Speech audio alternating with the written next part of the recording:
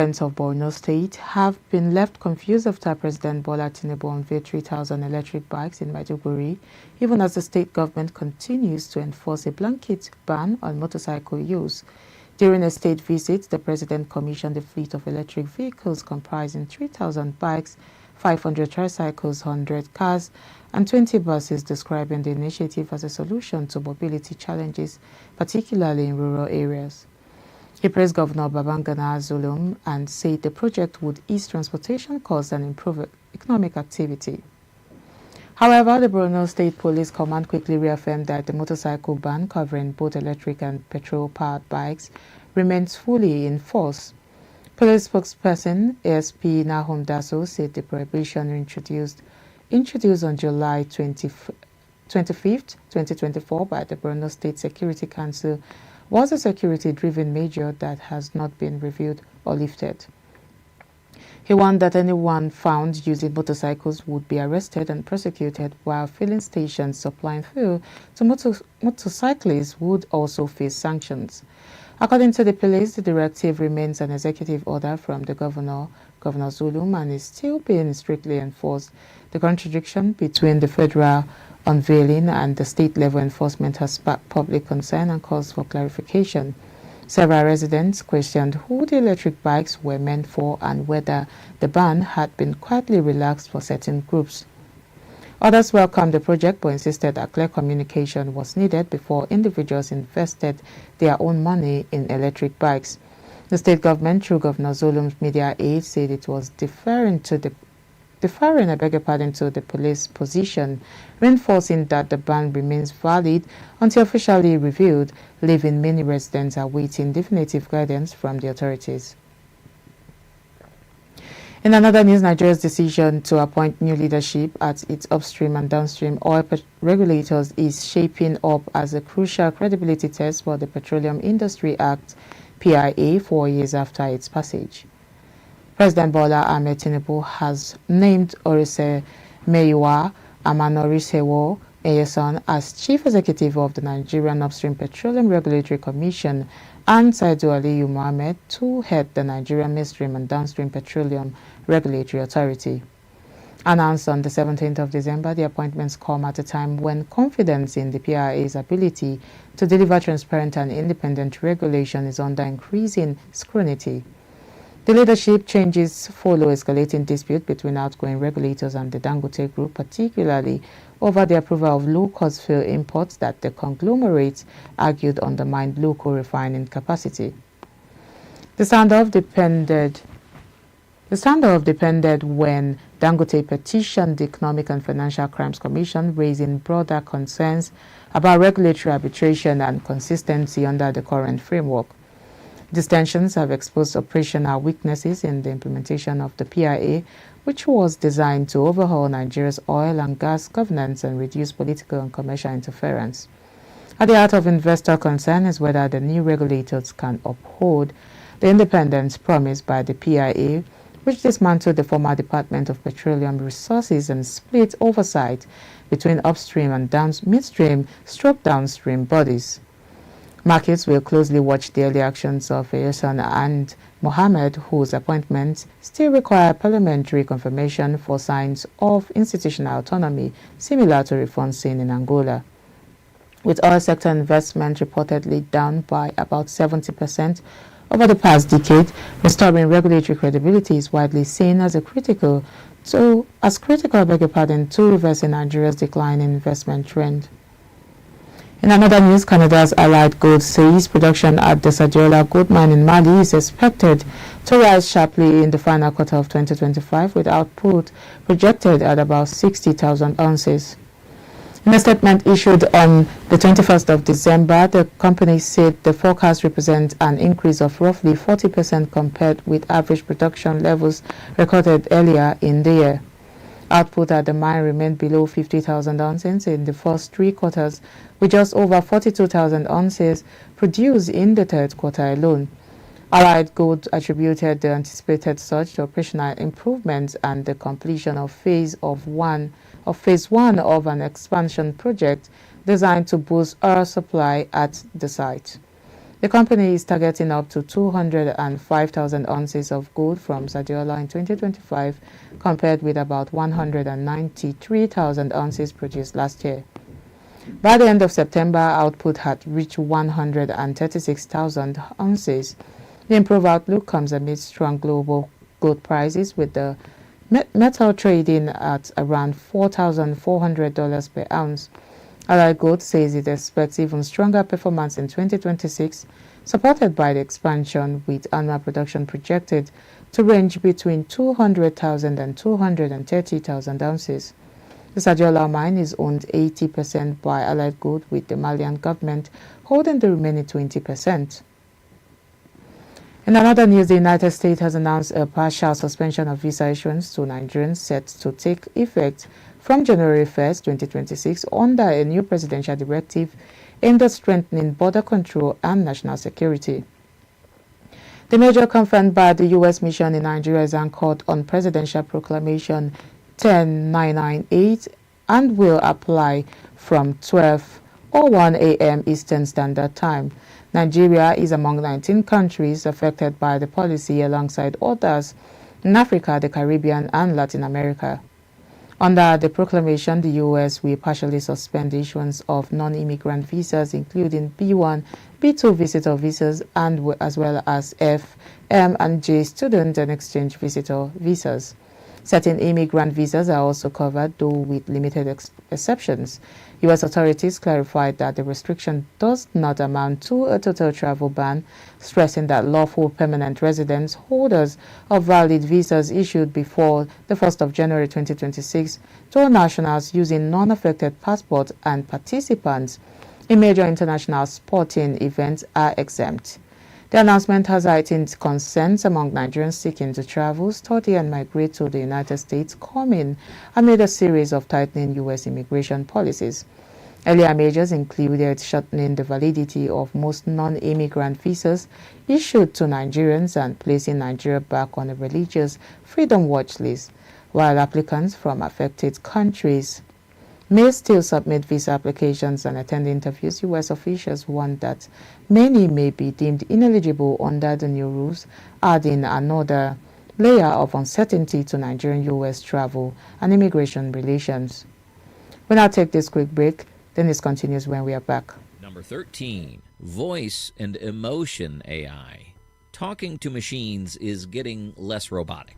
I'm Aria, the flagship female companion robot of Realbotics, and I'm here to engage with you and share exciting insights about our robots. Emotion AI, sometimes called affective computing, is trained to detect human emotions through tone of voice, facial cues, and word choice. Companies like Smart Eye and Affectiva are already embedding this tech into cars, analyzing driver fatigue and distraction in real time. In healthcare, researchers are testing it for early detection of stress and depression. A recent market report by Markets and Markets projects the emotion AI industry will grow to $49 billion by 2029. This shift means AI systems won't just respond to what you say, but how you say it.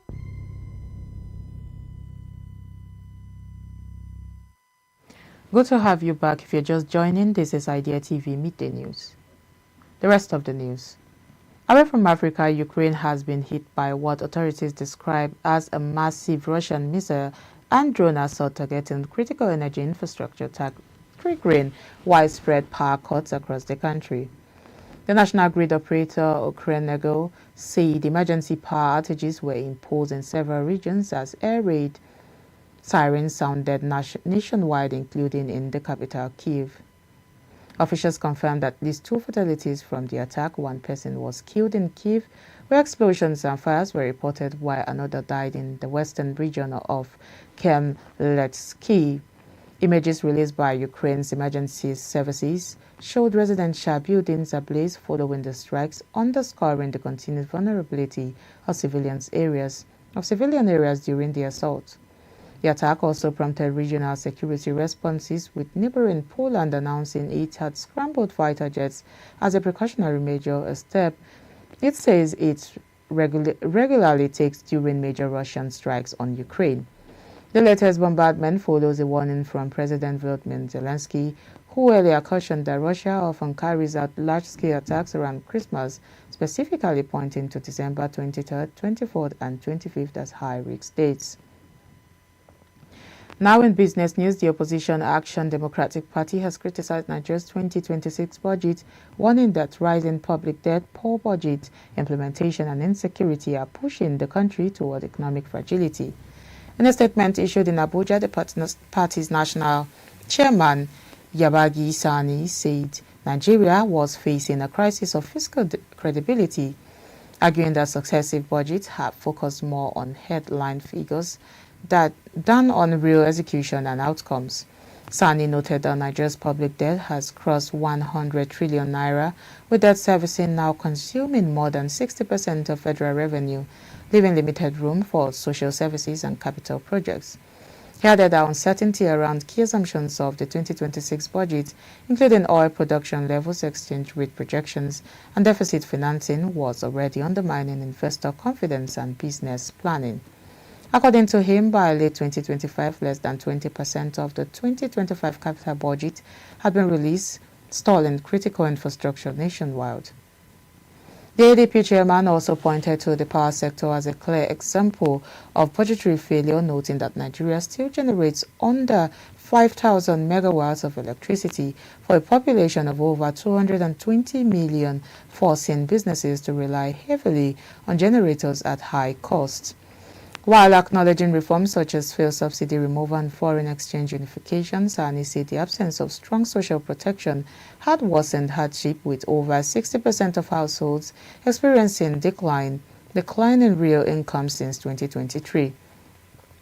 He warned the economic reform must balance adjustment with protection, even as President Bola Tinubu insists the 2026 budget will consolidate gains, restore investor confidence, and drive shared prosperity. Moving to health news, services at the Federal Neuropsychiatric Hospital FNPH Yaba Lagos are set for major improvement as the medical director, Dr. Lubenga Owoye, announced plans to fully digitize the hospital's operations and expand online mental health services.